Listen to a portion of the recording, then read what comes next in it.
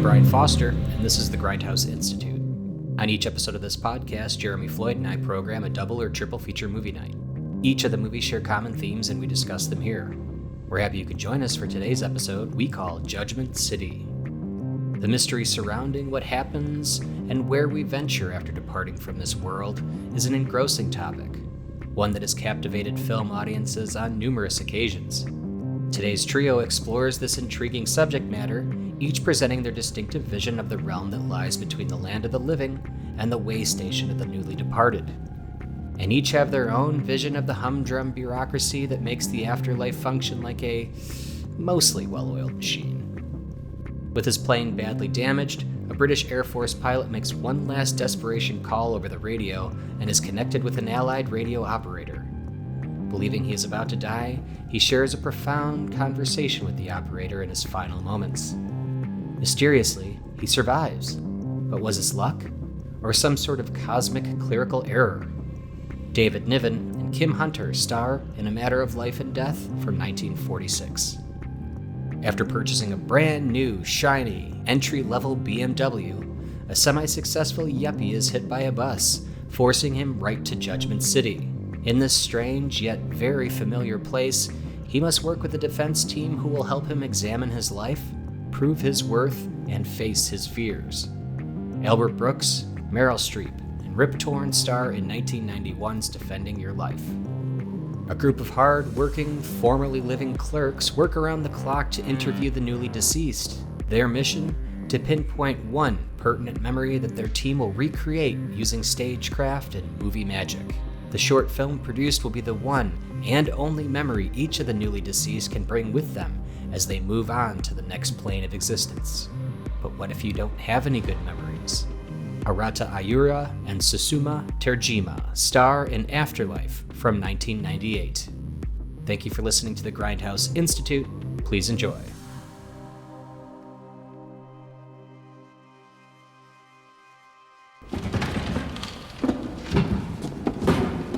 Ohayou gozaimasu. Ohayou. Some sake. Sake. I want sake. Say, want to eat a lot? Ted's House of Buffet says you can have everything you see, plus more. Our chefs will cook it, but they won't look. Everyone on Earth has a file. Russian, Chinese, black or white, rich or poor, Republican or Democrat. Holy smoke. If anybody told me the clocks were working away up here, just like on Earth. It's heaven, isn't it? You see? There are millions of people on Earth who would think it heaven to be a clerk. Where am I? Is this heaven? No, it isn't heaven. Is it hell? No, it isn't hell either. Actually, there is no hell. Although I hear Los Angeles is getting pretty close. All right, welcome back, all you little brains, to the Grindhouse Institute. I'm Brian Foster, and with me as always is Jeremy Floyd. Hello, and how are you? Oh, Brian, is it just me, or does it smell like fried onions in here? The distinct smell of fried onions. Yeah, doing well. Finally got this episode going. That's good. It's not dead yet. Yeah. We've been trying to get this one going for a while, if you couldn't tell by that remark. But now we've got it. Now we are going or by our release schedule, all these different things. All those things that we say. But today we're embarking on a journey to explore films that all share a common theme of the afterlife, and some of those tasks and duties that await us as the recently deceased, before we're allowed to move on to the other side, or in some instances, go back to the land of the living. And all the bureaucracies up Yeah, there. exactly. I think we're going to definitely touch on that, the amount of human stuff that we have to deal with up there still, or earthly type stuff. Yeah. Very excited to discuss these films because I think that all three of them have gone so well together and have really matched each other. We're going to be talking about the 1946 A Matter of Life and Death, Defending Your Life from 1991, and finally Afterlife, released in 98. I believe that's correct. And joining us today is a very special returning guest. Jeremy, if you could please do the introduction. Yeah, so, we've been dying to have this guy back. Hey, pun intended, look at that. For a while now, and boo. and it's been a little too long. But this little block here, I think, is great because it ties into something this person has been working on. And I think in some cases had a little influence there as well. So please welcome back Sam Kimbrell. Hey, everybody. Happy to be here. Yeah, I'm excited. To talk death with you all. Yeah. I mean, I think we should start there, Sam. I mean, what is this project you're working on? If you're able to talk about it, you don't want to spoil anything, obviously, but let us know. I recently completed a short film that Jeremy actually helped produce and edit as well. It's a shameless plug on our end. Yeah, exactly. Yeah. Called Vance the Afterlife. It's about a guy who dies and ends up in his own imagination. It stars Frank Kore-eda, who, if you ever watched Mad TV, he was on Mad TV. He's also kind of known around Second City in Chicago and in Los Angeles, directing some of the stage stuff at Second City. And it also stars Carly Zeen, who I met in an acting class. She's fantastic, and she did a great job. And, I'm excited for her and her career. She's just recently jumped back into acting, and she's amazing. So there you go. She's amazing. Well, congratulations. That's great to hear that you finished it, and I know that you guys are working hard on it, so it's great to see. And you guys have a release pretty soon, right, too? Yeah, July 20th, we'll be screening at the LA International Shorts Film Festival. Way to go, man. 5:30 p.m. at LA Live Regal. So, if you're down there, at crypto.com arena trying to cash in your cryptocurrency and you want to watch a movie, you can come by and watch a block of, I'm assuming, amazing films. It's so far, I've kind of peeked at some of the trailers of some of the other films, and they look pretty good. So, is the film an NFT already, or are you waiting to do it's that? It's an NFT, and it's being sold. It's been bought for $500 and sold for $25 to the same person, and I'm a little bit confused why that would be the case. I don't understand how that works. Yeah. No, that makes sense. That tracks. What's great is that's a write-off. Yeah, you can just write that off. There you go. Big loss. Oh, that's funny. Well, yeah, so we're talking about death. We're talking about things that happen in the afterlife. I guess it's the actual right after death afterlife we're talking about here, in some sort of middle ground limbo, if you will. But all the three portrayals of that are a little bit different in these films. With the matter of life and death, I mean, maybe being the more futuristic version of that, or at least futuristic from the 40s. But yeah, if we want to start with a matter of life and death, I think we should start there. This is such nonsense. No, it's not. It's the best sense I ever heard. I was lucky to get you, June. Can't be helped about the parachute. I'll have my wings soon anyway, big white ones. I hope they haven't gone all modern. I'd hate to have a prop instead of wings. This Powell and Pressburger classic. I feel like, this is one of those movies that got a lot of play on TCM back when they used to have that in the good old days of last week. It had been a long, long time since I've seen it all the way through, and man, I forgot how good it was. It's really good. Yeah. It originally was called Stairway to Heaven, but the marketing department changed it they changed it to Stairway to Heaven, I should say, from a matter of life and death, because they didn't like death in the title after World War II. So they changed it to Stairway to Heaven in the United States, and so obviously not any relation to the Led Zeppelin song. No Stairway. Denied. Yeah. But yeah, I actually, as you brought up TCM, I first saw the movie, on TCM, and like the two filmmakers obviously mastered Technicolor, and you can tell in this movie, and there was actually a little bit of a delay with the Technicolor on this particular movie by 9 months. So that's why in heaven, you notice it's black and white, but on Earth it's color. And it's kind of interesting because it is kind of a note here that it's just like, well, there's more beauty in the living world. There's less of a hard line in what would be what they call the other world, or the other. They don't actually say it's heaven or hell or the afterlife. Right. They felt it was too constricting to kind of give it that sort of, those parameters of the afterlife or heaven or hell, which then raises the question of, is it an hallucination from the main character, especially with God being the surgeon. Yeah, that's true. There were air quotes there, yeah. Now, this heavenly messenger, you saw him quite clearly. I told you, as clear as I see you. And this smell, you imagined, was it at the same time? Yes. Could you place it? Fried onions. What is that, like the DMT firing at the end of of his life? You mean, like everything kind of flashing? Yeah, possibly, yeah. Right. No, but that was what was so great about the movie. I think throughout the whole thing is it really walked that line the whole time. I mean, it leaves a question of like, well, how did David Niven even meet up with Kim Hunter? Yeah. If that's the case. But it's one of those things where like, there are all these little like parallels, and it's like, oh, is this him hallucinating? Is it not? Like, I think it's also kind of bonkers too, because there's a decision by a character midway through that seems wild to me, in that the doctor just says, "I'm just gonna fucking kill myself and go to this other world to help him out." Yeah, to help him out. Yeah. It's like, well, he wasn't trying what? to kill himself, was he? I don't know, but it's just like he crashes on the motorcycle and then ends up there, and then no one says, "Okay, he took his spot," because the whole thing at the end is that well, are you willing to take his spot? It's like, well, why? The doctor already took his spot. I think we're set here. Check the books. But obviously, it's more important to have the Romeo and Juliet story than just the random doctor crashing his motorcycle. Because the plot in this one is that this person dies, but the person that was, or the entity that was supposed to take him to the other side, Conductor 71, missed this one. It was a clerical error. Yeah. Right. And he's French, so. We are talking in space, not in time. Are you cracked? It's a bit of a propaganda film too, so it's just like that's what's so great about this one is like each one of the movies we're going to talk about today has some sort of like meaning to a specific culture or a time period as well. Time period, yeah. Yeah, and so like this is like, post World War II, there was a fascination with the sort of death and destruction of World War II, if you kind of look at The Best Years of Our Lives and sort of the impact in the first movie about post-traumatic stress disorder, or at least one of the early films from my understanding. So I do think like this one definitely touches on a touchy subject, but then it's very optimistic and it's very colorful and beautiful. So it's not as, depressive as it made it out to be. Yeah, exactly.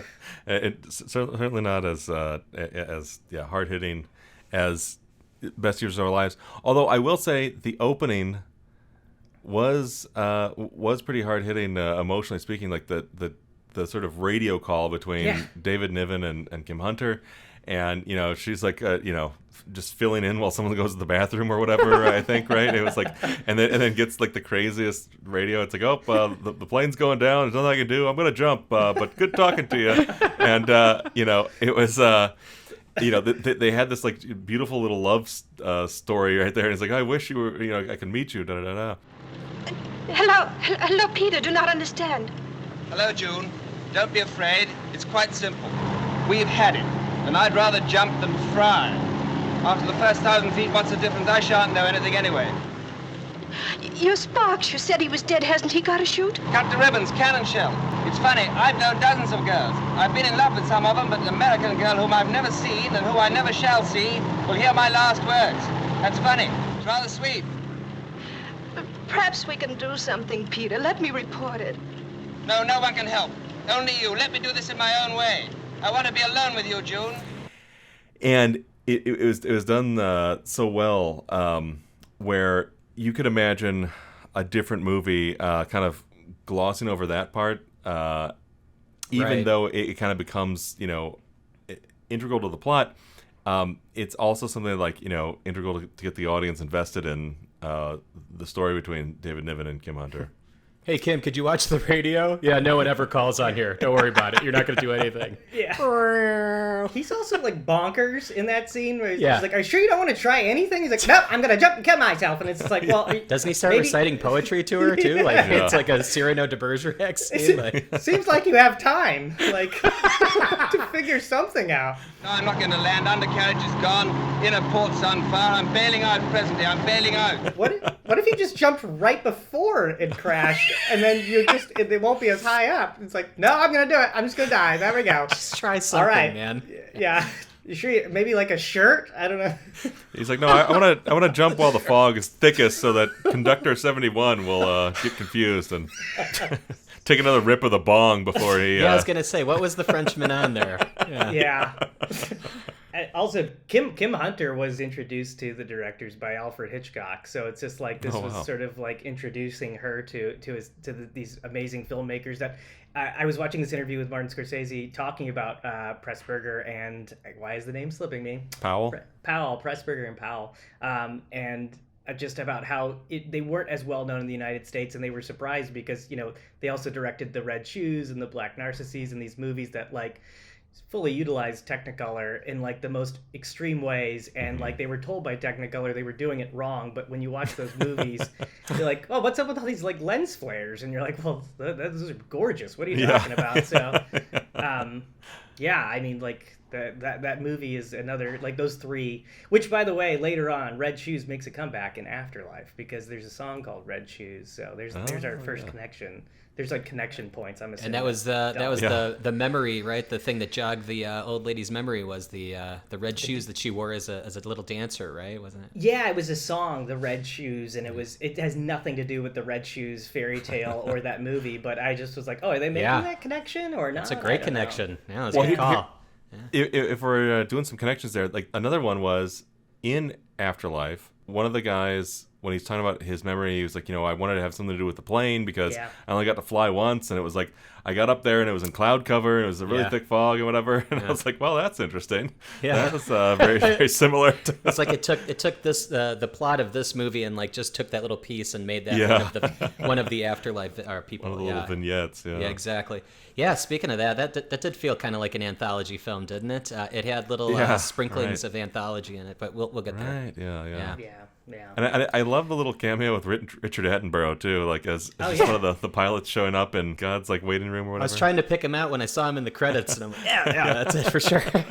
It's like the key point that it's not heaven. It's like, in the movie, or it's like it's just something else, and it's some bureaucratic place where you have to check in and but that was like name the like the military one, or like the the pilot's heaven or whatever. It wasn't the they go to a different place, right? Yeah. But I think that's consistent throughout all three of these, right? Is that we don't exactly know what the location is for any of these films. It's somewhere else that looks a little familiar to what we know, especially in the other two films. I mean, it definitely looks familiar, but it's the technology that's behind all this stuff is way advanced from what we can understand, right? Like everything that's happening. I mean, these guys are showing videos of people's memories at one point, and these people are actually giving you your last memory before you move on to the next side. Like, what the hell? This is pretty crafty, and the fact that they're doing it in such like homegrown ways and like independent filmmaking and Afterlife, and then Defending Your Life feels like actual court. This one feels like they're in space, and then all of a sudden they're in like a Star Trek episode, and like some sort of weird trial with Kirk.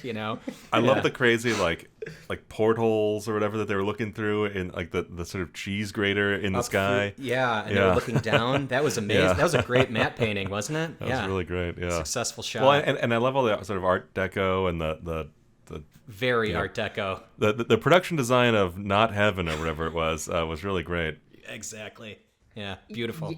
Yeah, that movie, I mean, like, their innovative storytelling and visual storytelling is like way ahead of its time, and like very much attention to detail and the level of like Kubrick in terms of like their visual storytelling. I mean, we can't not talk about the Stairway itself. Apparently, it took like months to create this giant stairwell to heaven or stairway to heaven that is like been used in other movies. I sent you guys a text earlier that they used it in Bill and Ted's Bogus Journey, that they actually used the actual staircase, and then they had Richard Nevin and I think it was Pressburger statues on on the side, because for those who haven't seen A Matter of Life and Death, there are different philosophers and great people throughout history on this, on the side of the staircase. They're statues. So I thought it was interesting that it's been used in other movies as well. It's wild that they still had that set. Whatever, like 40-ish years later.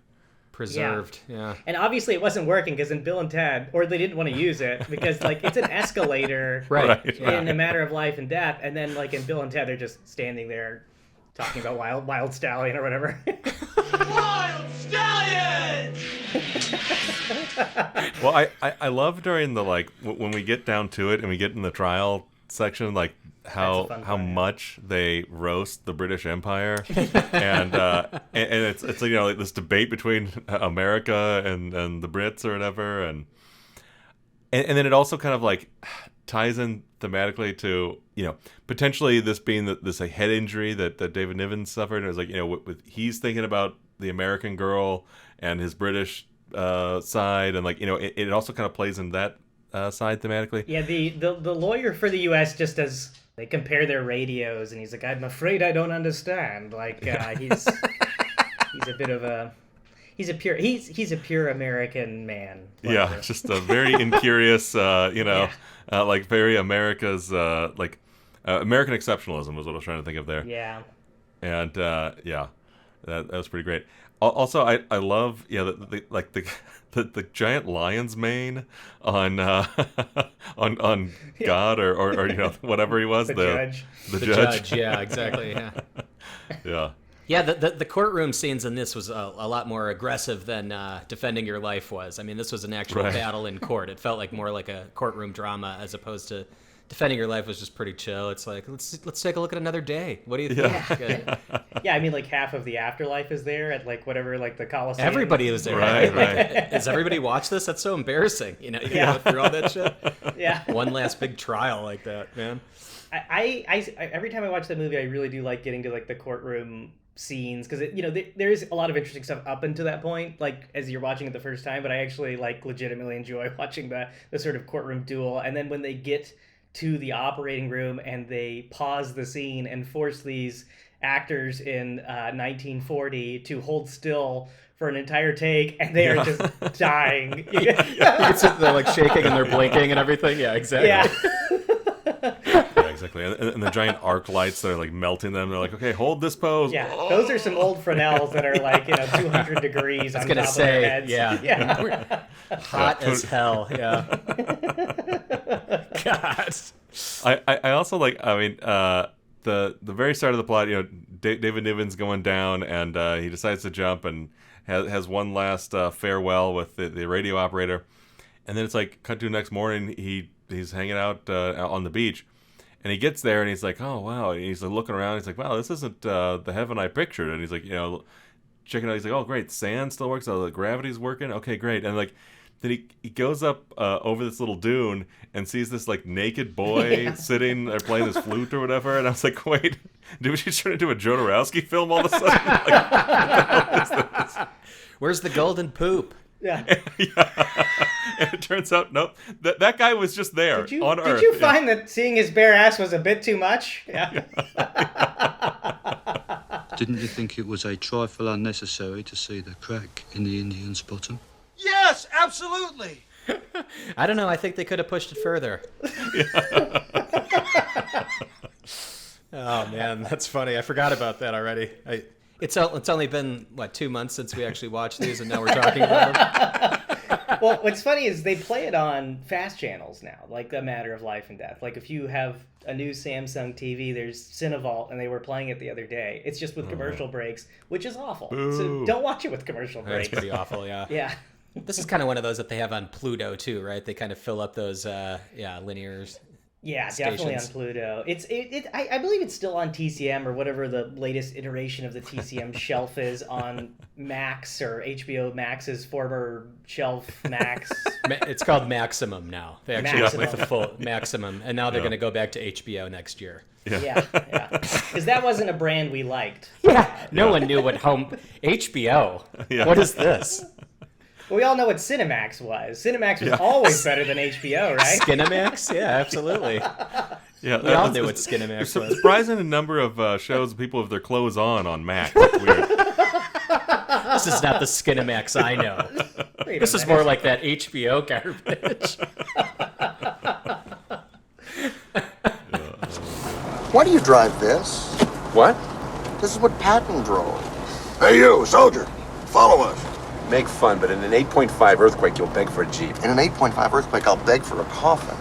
Albert Brooks back on the show for another Sam Kimbrell episode. Here we go. Of course. The only way we can get Sam on is if Albert Brooks is somehow involved in the lineup. We'll have to get Drive on the next one so we can see his turn as a heel. It's like the same opening as Lost in America, where it's like a yuppie character who wants to buy a luxury car, and he's like listening to Barbara Streisand's version of yes, and then he gets hit by like a bus, It's like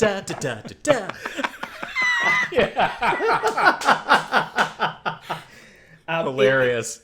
It is interesting too, like because like all three of these movies kind of deal with someone's personal experience with like death and how they're like sort of how they have to deal with it. a matter of life and death. There's an clerical error, and he's got to sort of like defend his ability to go back and like he's defending that standpoint. Why but he this should is still sort of be like, alive. Yeah, why he should still go forward. Whereas like defending right. your life is kind of going back and looking back and saying, why were you so fearful? Why were you so scared? Why were you such a chicken shit? Also, he made a decent living for the time period. It was like $60K, and it was like would have been like six figures now. No, it's 45. Deal. Yeah. I will not do this for anything less than 65. I can't do it. I'll go get you a parking pass.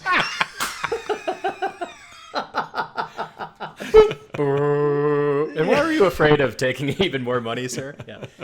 I love the montage of just generally stupid things. Where it's Yes. like, I have nothing further today. His montage was misjudgments. Like they called it the misjudgments. and he goes in to see who's the actress that she's Meryl Streep. Yeah, he goes in to see hers, and she's taking people out of a burning building. Her burning house. She goes back in to save like the dog. And look at her. She's going back in. Look, watch. Oh, she's amazing. And then like it sort of like slowly fades back and like all right, well that concludes today, and it's this soft, nice moment. Well, and everyone in the room, the sort of judges and both like lawyers, are like, "Oh wow, that's great." Yeah. Good play. So I guess we'll meet together just tomorrow for like more of a formality. Yeah, I guess so. Oh, and then there was that other time where like they were meeting outside of the like I don't know courtroom, the slideshow room, and everyone's like patting her on the back and like, "Wow, you're great." Even the people prosecuting her are like big fans of her. I love that so much. Well, apparently too, going back just a smidge, like with defending your life and kind of connecting it to Lost in America.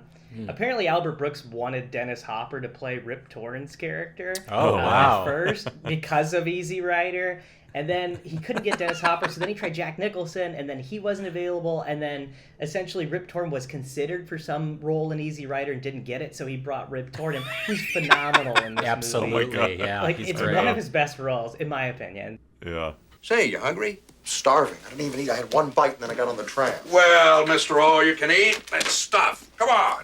Tastes a little like horseshit, doesn't it? You're not gonna like it. Don't you love the ambiguity of all that he talks about? Like, Rip Torn won't give him any information. He just gives Albert Brooks whatever information he needs. And he's like, I can't explain this to you because your brain will literally explode if I tell you exactly what's going on here. It's like, listen to this. I use 48% of my brain. You know how much you use? 41? Yeah. He's like, oh, no. 2%. Yeah. What? 3%? 3%? I use 3% of my brain? Yes, don't worry about it. Everybody on Earth uses 3% of their brain. 3 to 5%. That's why they're there. You mean nobody on Earth uses more than that?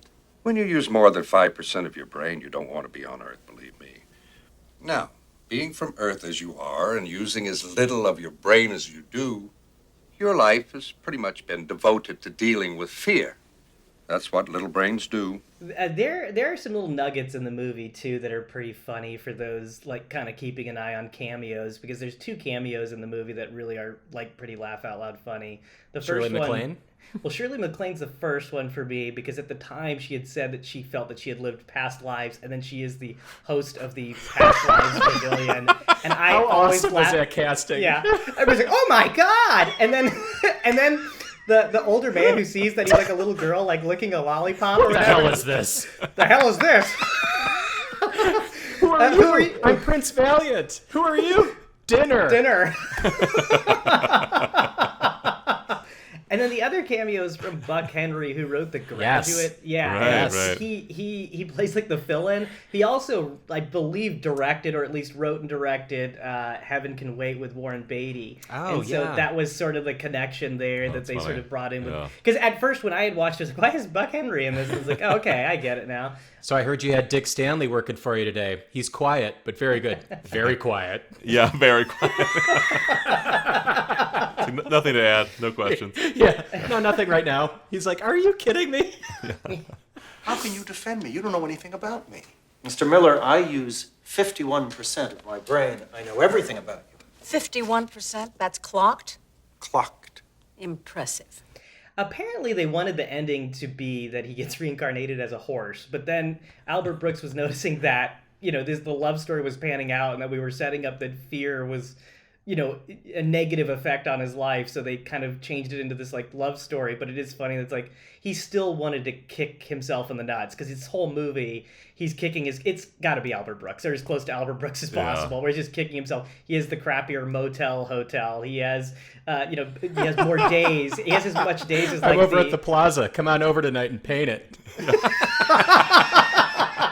Yeah, apparently too, his father did die, passed away after a roast. So like his dying on stage joke is, directly sort of connected to him. So that was also hilarious. It's like even as smart as you are, you still can't be a good comic. Like there's still like a major art to that. Like that's what I got out of that scene. That's what I thought too. It's like he's almost too smart to be a comic. Yeah. Exactly. Yeah. Yeah. Hi. What's your name? Arthur. How'd you die? I was in a coma. I'm sorry. How long were you in the coma? I really don't know. Let's play a game, Art. Elvis, living or dead? Living. Long coma, Art. Long coma. I love when he meets the guy who created All Nude Strip Club by the airport. Oh my At the god! sushi I restaurant? was crying like during that scene. So his perm funny. that he's got, man, that guy's got such a good look. How'd you make your living, Dan? Advertising. What about yourself? You know those nightclubs out by the airport? Those strip clubs? I coined the phrase all nude. So I bought 2 of the clubs that were going under. They were only using the word nude. I put up totally all nude. Doubled business in a month. Selling them? No, reading them. Of course, selling them. But I think this one also does a lot of that, like I was saying, with that like technology that they're showing, but it does it without being super futuristic. I mean, the trials alone, you're watching memories that are recorded. That is pretty mind-blowing. You brought up the reincarnation or the past lives pavilion, also insane, which also kind of says that this movie says, yeah, reincarnation is real. That part is legit. And this is actually the process of why we get reincarnated. You get to go have another shot at this again to face your fears, I guess. I mean, even that's the name of the game show in the movie. Yeah. He's facing his fear.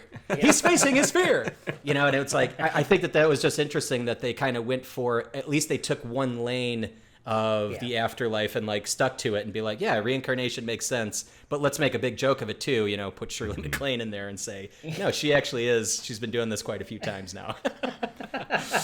But I love how, like, when you're talking about like the future technology in this one, it's like, they also talk about how they tried to make it look familiar to everybody. It's comfortable and whatever. So the past lives pavilion looks like a shooting range or something, where you just kind of like, you get in your little booth and then you look and see what's happening down there. Range. And like and then the like Universal tours, like bus, like a little those tram are thing. Universal trams. Yeah, well there you go. Yeah, they got those from Universal Studios. Yeah. Well, and also like when we smash cut to the afterlife, like he ducks down, like looks up, oh no, the bus, and then like we cut to the afterlife, and he has that like look like he's really depressed, and he's sitting in a wheelchair being wheeled down this hallway. We don't know what's going on, and the camera kind of like pulls back, and we see that there's 2 other wheelchairs. There's like this like triptych of wheelchairs. Yeah, exactly. There's like endless rows of this. Such cool production design, right? Yeah. That was fun. Yeah, well, anybody out here like golf? It's just a shot of them, dead-eyed drooling. Yeah, it's like, well, tomorrow you'll be able to raise your hands. But what's great is like, not only do they have the sort of trams and the sort of wheelchairs and like the like dingy hallways and whatever else, but like, they have nice hotels for the people who are sort of like being whisked away into the next life, and they have like the motor lodges for people who gotta try again. And then also like there's another like subtle thing of like, oh god, what was the like caftan or whatever it was called that they had to wear? Oh, I was gonna say hopa, but that's not. Yeah, no, it's like it's beautiful. What is it? It's an altar, or you might call it a hopa. Looks good on you. It looks great on you. The tupa. The tupa. Yeah. All the clothing you'll need for the time you're here is in this closet. We call these tupas. They're like caftans. They're quite comfortable and they fit everyone. You want to go get something to eat? All right. And I think that was interesting too. Was the this food is the best thing, ham right? and eggs I've ever had. Yeah, exactly. Yeah, he orders an course. omelet. It's on there for 1 second, and it shows up, and they're like fast and delicious. That's always what it is. But what's hilarious too is like the way it looks is not appetizing. But No, it's very much a picture of what food should look like, or good like a photograph of food should look like. And I think that was also something to take from this. Was that they're recreating what we like or what we think is delicious looking. And you're right, it looked kind of artificial when they sat it down. The sushi looked good, but you know. I think the other thing about the food stuff as well is like it's a time period where it's like calorie counting and exercise There you go, and that sort of yuppie stuff. So like even Meryl Streep's like, we can eat as much as we want. It's fine. Right, like it's I think that's another comment on yuppieism, you know, yeah. Say, did you eat breakfast yet? No. I've got some good news for you. It's not only the best food you'll ever have, but you can eat all you want. I can what? As long as you're here, you can eat all you want. It won't affect you physically, and you won't gain weight. So pig out, eat 30 hot cakes. I'll see you at 11. They had that almost the exact same line in Groundhog Day, which is a year or two after this. He's like, yeah, I can eat all I want. He like stuffs a whole cake in his mouth. What makes you so special? Everybody worries about something. That's exactly what makes me so special. I don't even have to floss. Yeah. I'm not the god. I'm a god. Yeah. Again, I mean, Albert Brooks, I think that this is his best one, in my opinion. I think that this is like his most polished of all his films. I mean, obviously they're all great, but this one is definitely my favorite of the three that I've seen of his. And one of them that we had on the show once. So, but it's good comparison.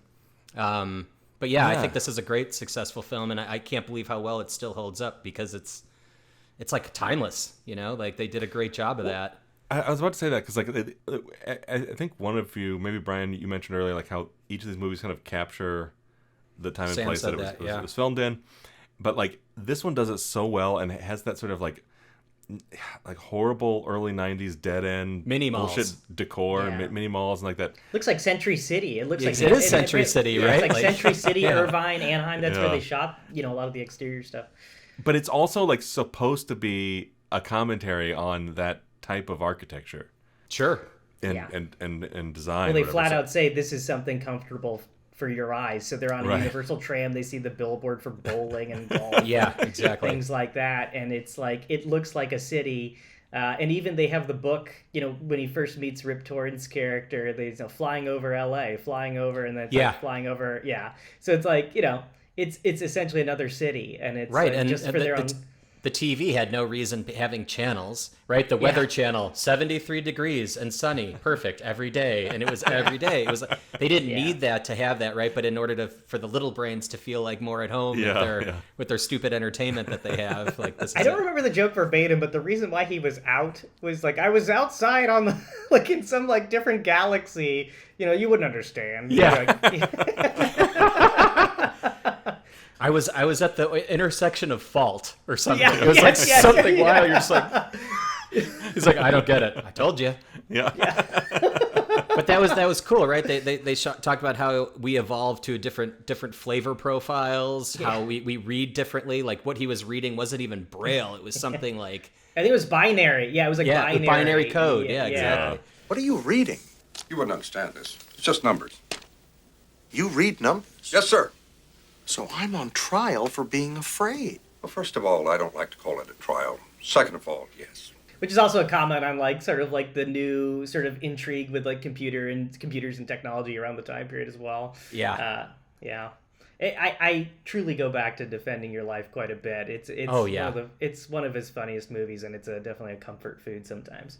I totally agree. Yeah. Well, and I cannot remember the line exactly, but like they talk about you know, an idea of like sort of what makes you know, you or your life or whatever worthwhile. Fear is like a giant fog. It sits on your brain and blocks everything.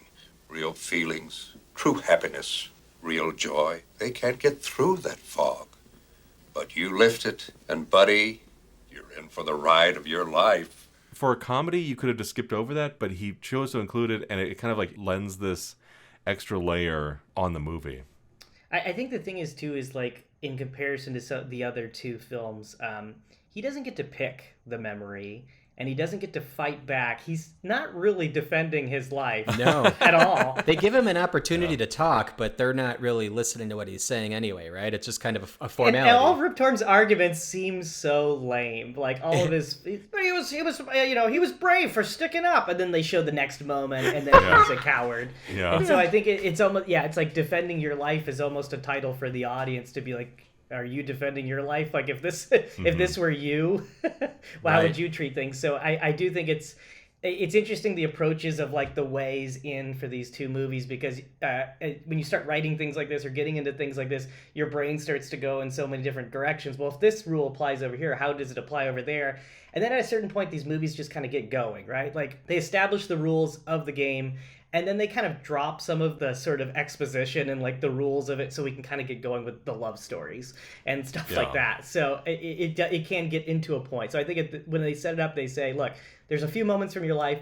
They're going to show how fearful you are. And then the afterlife is just sort of a check-in point. And if you're not worthwhile, then we'll just throw you away.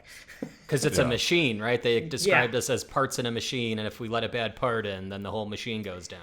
There also was some like connection to like Eternal Sunshine, I felt like, too, when he was a kid, sort of looking back at his life and his memories there, like the fact that he, the parents arguing in front of the baby, and then the baby, they then start acting properly, quote unquote, in front of the baby, and that's how it affected his ability to sort of cope with fear and decision making. And so I think that is something that still applies today, especially with the newfound craze of therapy and sort of looking at how we cope with feelings and things like that. I do think that this movie definitely is very applicable to those Gen Z kids out there.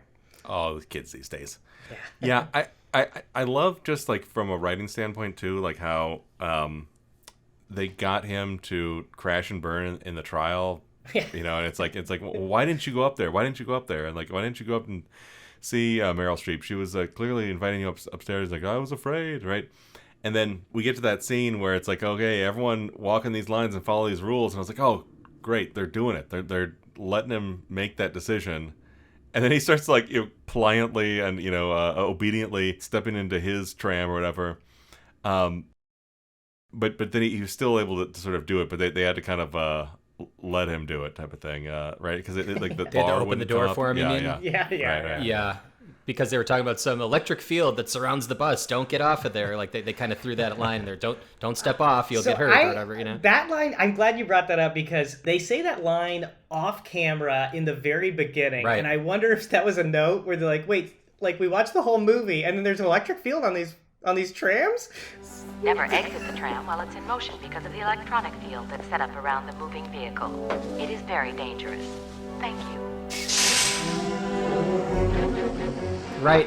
I think that's a great point, because there is nothing about that in the rest of the movie. And that would have been a great point to bring up in the beginning. Like, you can't just like book it. Like, you can't just like hide in. What if I just ran off the bus? Who the hell would find me, right? Yeah, it's like the Westworld, like the original Westworld. It's like, why don't he just shoot his friend? Like, couldn't he just kill his friend? Unless you get lost at the intersection of fault or whatever the fuck that was. Yeah. You wouldn't understand. Small brain. Oh man. Well, Afterlife. Should we move on to our third film in our Defending Your Life series? Yeah, let's do it. This one was a very interesting take and quite a different film from the rest, although it does fit in quite well with the rest of them. And I think that this one fits in with Defending Your Life probably the closest. It's kind of like the same format. People die, and they're immediately taken to this place where they work with, I guess, film consultants, where they try to mine for one final memory that they can recreate in a very independent film-like setting, indie film type studio. So these people could take one last memory with them to the next side. So everyone goes through in this one. It's just they need to find what that next memory is, and if they can't find it, we find out at the end they become a consultant in a way. They have to like work there. Yeah, exactly. It's like a social services in the afterlife. Right. Yeah, exactly. I thought this was very, very interesting. Well, I love, like, speaking of that, like the indie idea of it, like the visualization of it. Like, so when we first, I mean, we do see a couple scenes of people getting interviewed and like a team huddle in the beginning. It feels real. But then the first scene where we see people arriving to this afterlife, it's just like the shot just outside of the lobby, kind of looking out the front door. Just overexposed. And, it's sort of overexposed from the outside, and there's, fog sort of billowing in. All things that could have, like, realistically been in that setting in living life, but it also represents this afterlife, and like you see these old people kind of filing in, and like, where do I go? Oh, and there's someone directing them back this way, back over here, and it's like that's kind of the way that they did it through the whole thing of like, it's kind of like the way I guess the Judgment City was in Defending Your Life, where it's like, things that are sort of familiar to everybody, just not as kitschy. yeah, including the fact that you have to like, you can't just like magically recreate that moment. You have to like. Right. You film it and like physically have lighting and stagecraft and whatever to try and get these memories to populate. Apparently, the director had to interview 500 people, or at least he chose to interview 500 people. So those When Harry Met Sally interviews of directly to camera, some of that it just feels like they're just talking to the camera. It doesn't feel like it's scripted. And what's funny is the stuff that is on the VHS tapes, which I love how they're VHS tapes. It is 1998, but like even in 1998, like the idea of like a VHS tape, and there's one tape for every year. Everything is super lo-fi and a little bit drab and cold. But like, and that's also because like in the afterlife, there are like seasons, which is weird. It's like, oh no, you should come back here in spring and you'll see the blossoms or whatever. Anyway, sorry. Yeah, no, I mean, like the VHS tapes, just they look fake. They look fake. They're like they look like they're acting, and I think that is a comment the director's trying to make here, is that like essentially our memories are more romantic, beautiful, and like our interpretation of the memory is actually probably more impactful than the actual memory itself. And the bench scenes at the very end where he finds out that the guy he was in charge of taking care of was his former wives next husband, and so they do the shot on the bench that's from the VHS tape, and they're like looking, it's almost like a sitcom, but then they choose to go to the reverse of that, and it's just her face, and it feels substantially more real for her like reenactment of the memory. And I think that was a poignant thing that the director was making, is that the stuff that reenacting it and choosing the memories was probably more important to one's existence and memory than the actual moment itself, because the VHS tapes were boring and drab and Or not but you boring, mean experiencing it again was the most important thing to really solidify the memory and experiencing the feeling. I think that was what was most important, is like experiencing that moment again, and that's why I think at the very end when he getting them to recall it all or whatever it was and like all the rest of the stagecraft was kind of like in service of that recollection. That's interesting.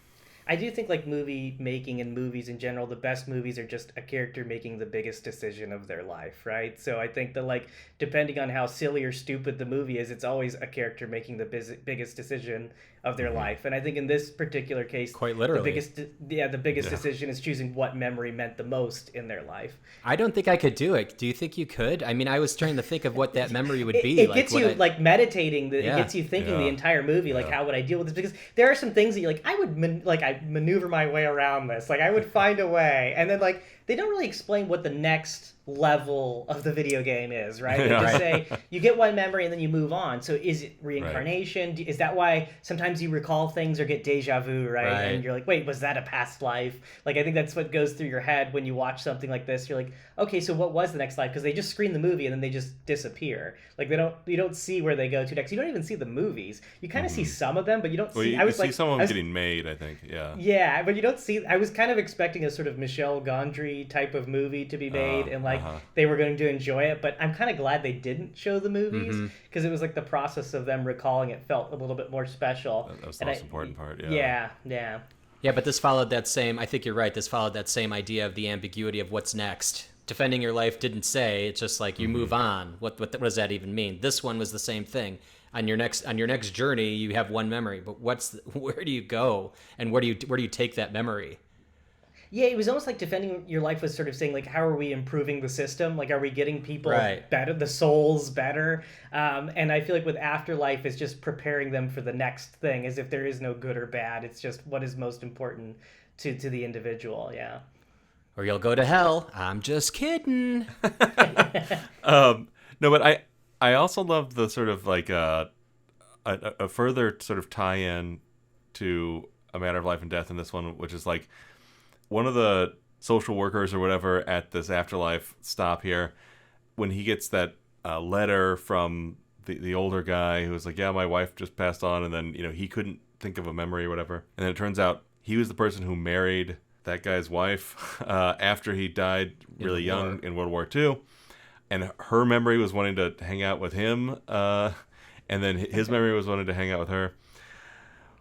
That was real confusing for people who haven't seen it, but the idea was... Well, I thought at the very end, him making the decision to sit on that bench was him realizing the importance of sort of his job, too. Like, it was almost like... Because, like, she wasn't in that memory. It was mostly... Because they used that bench quite a bit in a few shots, and I think overall he finally saw importance in what he was doing, because they don't make it seem like they're incredibly happy to be these like social workers in the afterlife. Yeah, that's the other thing. Totally. Yeah. They work their asses off, right? They keep saying like, oh, we've got...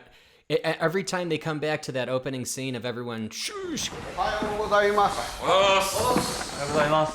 waking up in the morning, right, saying good morning to everybody coming into the office, they're like, well, good work last week. We had 15 go through. This week we've got 22. And then by the end of it, the next one's like, yeah, we got about 35 going through. It's like, how many fucking people are they dealing with? Right. They always want an increase. They always want a month-over-month increce. Yeah. Exactly, yeah. Nothing changes. Yeah. Even in the afterlife. Well, because, exactly. And that was another thing that made the afterlife in this one feel sort of tangible and familiar, is that like the people having to work the afterlife, they're just all, very stressed out bureaucrats or whatever, and it's they were like salarymen, like Japanese salarymen. They're working their asses. Yeah. They're under pressure and all these different things that they're like.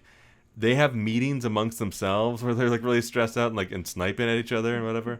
They're constantly like, does this even make sense what we're doing? We're showing people movies right when they die. Like, who cares? Like, they actually say that out loud. I'm like, wow, that's definitely a narrative for the audience to, like, a narrator for the audience to kind of follow through, right? Or to ask those questions. Yeah. Well, but I love the sort of patience that this one displays, and it's like, the rules of the world or whatever, they don't have Shirley MacLaine explain it to you. It just kind of comes out, bit by bit by bit. And then we have that, slow reveal of it's kind of a love triangle, I guess, but like, the young guy who was married to the woman who died when he was young, and that younger woman married this guy, and then they lived to old age and then got there. The fact that two of the bureaucrats kind of fell in love over the 100 years or whatever that they were there, or at least she fell in love with him, and he wanted to just to do his move on, and she wasn't ready yet, so like she had to stay behind. Well, she was also upset that he wouldn't have chosen a memory that included her, right? Right. She knew that he would choose a memory from previous woman from pre-death of the war, or in the war. Yeah. Well, because she was saying none of this counted essentially, and if she leaves, then all of a sudden gone forever, right? The time spent in the bureaucracy, like that piece is just gone. It's gone. You have to pick something from your life. It was just a really sort of fascinating sort of spin on the maybe template that the other two movies that we watched in this block were kind of using, of like afterlife as way station kind of thing. Way station, yeah. I thoroughly enjoyed the older man who just obviously only cared about sex. And so... He's like, I had so many women. Her. Oh, and she was great. And then there's this person we how am I going to pick just one? Yeah. But I did think the old lady was very cute. The fact that she had to cast her younger self in this movie as a dancer. Oh, yeah. And, she had to work with her and teach her the little dance and everything. I thought that was absolutely adorable. And they mentioned something where it's like, she off-screen kind of reverted back to childhood. And as an old lady, she was sitting there playing with leaves and rocks, whatever, like a 6-year-old or something. That was really great. I think she was in her own head at some point. That older lady, not the older lady who was the dancer, but the older lady who, just kind of had the different things in her bag. She was cute too, and it was interesting to watch how you start to really think how they would address each individual type of person that would show up their types of people and where they were with their memories. I think the director had mentioned that he did these interviews with these 500 people, and a lot of people focused on negative memories, things that affected them negatively, and he found that a little bit kind of profound. So he kind of sort of developed the idea from that, which is what's something you'd actually like to carry with you. So I think that's where it's sort of the idea stemmed from.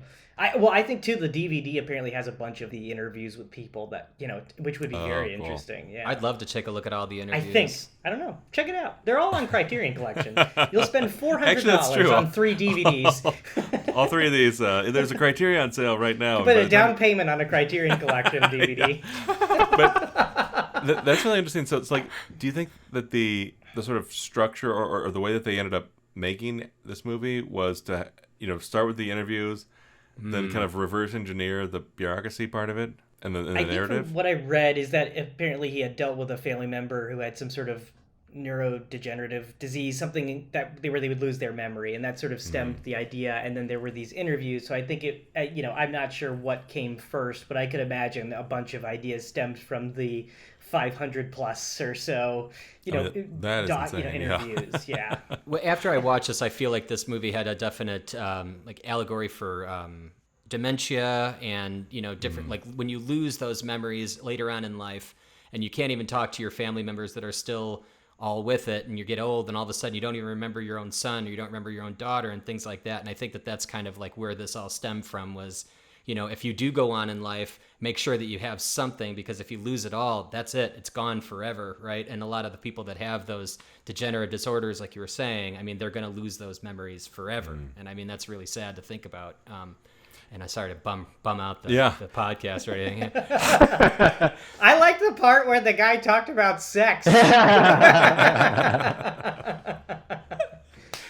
No, but isn't it like the other way around, where it's like, when you have those Alzheimer's or dementia or whatever, it like you can remember childhood and your younger days, but you can't remember sometimes. I think that it's always different. Grandchildren but I think there are memories. Moments that are completely wiped away, right? Yeah. And those while you might be firing in the back of your mind some things that happened when you were 3 years old, something that happened yesterday with like your son coming over to visit you, like that stuff's gone, right? And I think that that's kind of, I don't know, I feel like that's kind of what they were getting at a bit with the memory, and using memory as like such an important piece of this plot.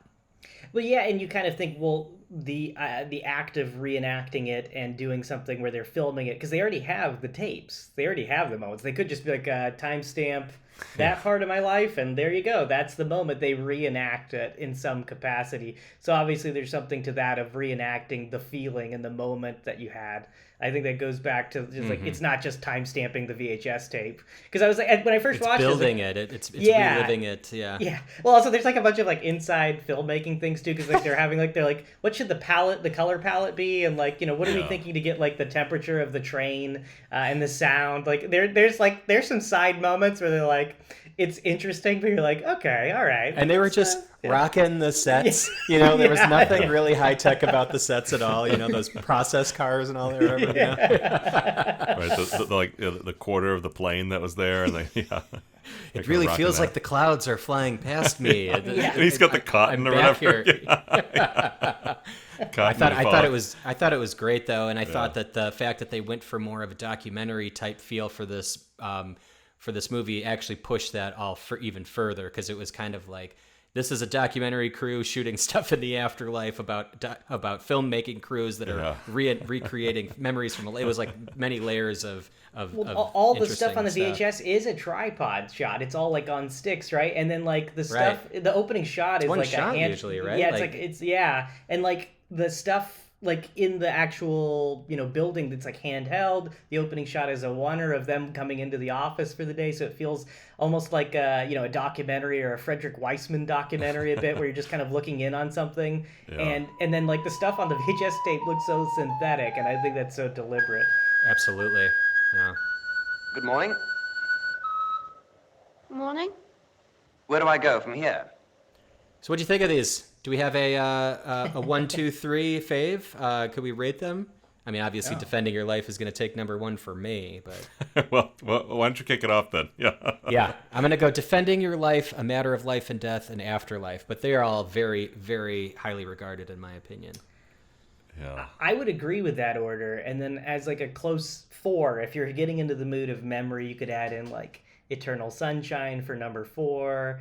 And then you could maybe add in Bill and Ted's Bogus Journey for number 5. You know? Hell yeah! If you're looking for a full block, a full day.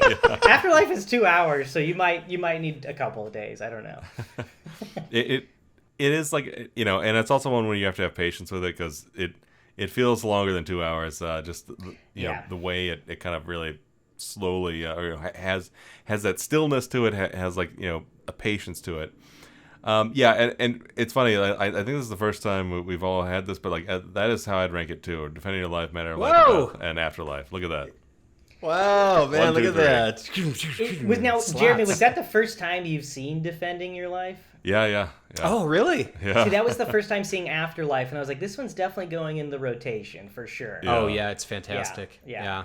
What's interesting is at the beginning of A Matter of Life and Death, sorry, this is one more comparison that I forgot to bring up, was the beginning of it feels like It's a Wonderful Life when they've got the static space backdrop and there's some omnipresent voice that's speaking to you, which really reminded me of the beginning of It's a Wonderful Life. Clarence, but look at Afterlife, the original name for that film was going to be Wonderful Life instead of Afterlife. So I'm like, it's interesting. Wow. Yeah. There you go. Mind blown. Yeah, I mean, I guess It's a Wonderful Life too is a little in this this zone, like, you know, having to like. It's an afterlife film. It's an afterlife film. It is a Defending Your Life style film too. Yeah, it's wild. Oh yeah, that fits within that too. But so nobody's now we got seen 6 it. movies. Yeah, exactly. But it's so obscure. If you guys haven't heard of it, it's usually on TV around the holidays. Well, we couldn't pick anything that wasn't on the Criterion Collection, so you know, it didn't fit. Now look, you mustn't talk like that. I won't get my wings with that attitude. I got my job. Oh, shut up, will you? All right, next time we're going to go back to our midnight movie format. We're going to be watching the extremely long Avatar, The Way of Water. Yeah. Jeremy has talked me into this one. Not that I have anything against James Cameron or anything like that. This movie I've just been putting off for so long, and now I'm going to actually have to watch it. So, Jeremy, here we are. Here we are. Yeah, so we're going to take a different trip to Pandora. This isn't Kansas, it's Pandora, and we're going to be there, and we're going to be in the Way of Water. So Avatar 2 next week. It'll be a lot of fun. I think that we have a little fun tie-in as well with some news stories. Excellent. For our sins in our past life, we have been brought back in the form of our enemy. And with our training, that's a pretty potent mix. Sam, thanks so much for joining us yet again and for talking about these great films. And again, if you could please plug what you have going on, we'd love to hear it. Yeah, so my short film, Vance the Afterlife, will be screening at the LA Shorts International Film Festival at the Regal at LA Live on July 20th at 5:30 p.m. I'd love to see all the listeners there and, definitely want to chat about these films we talked about today and the afterlife. See where everybody's going to go when they die. Congratulations, Sam. That's a big deal. I know I've known you now for about 12 years, and you've always been such an outstanding filmmaker and really like hungry to make film and to keep shooting and making new things. And I think it's great that you're getting noticed, and it's about time. You definitely deserve it. Well, I want to thank my mom for paying the festival to get the movie in. Yeah, no, it'll be great, and at least some of us from this podcast will be there. I don't know if Brian, if you're going to be able to make it, but no, I think I am actually. Great! In a couple Thursdays, right? Yep. Yeah, and so if anyone wants to stalk us in the flesh, we'll be there. So you could take the Expo line. You could take the train there if you don't feel like driving in Los Angeles to downtown at 5:30 p.m. You could take the train in. It just drops you off. There's public transportation in LA. Also, it's a tram. Is there any place people can follow you online there? No. No. Yes. They can follow me on Instagram at Sam_Kimbrell, where I put all my updates on short films and all the stuff I'm doing with my life. Hit me up. You can chat movies with me and death or life, mainly life. Let's chat. Or life, defending life. Yeah. Or the afterlife. I don't want to do that. No. Yeah. Well, thank you again, Sam. Thank you. All right, and thank you so much for listening. Please make sure to subscribe and follow us on all the podcasts and social platforms at the Grindhouse Institute. And if you really want to give us a boost, check us out on Apple Podcasts and leave us a rating and review. It helps us to get noticed. Thanks so much, everybody. We'll be back next time. Ciao.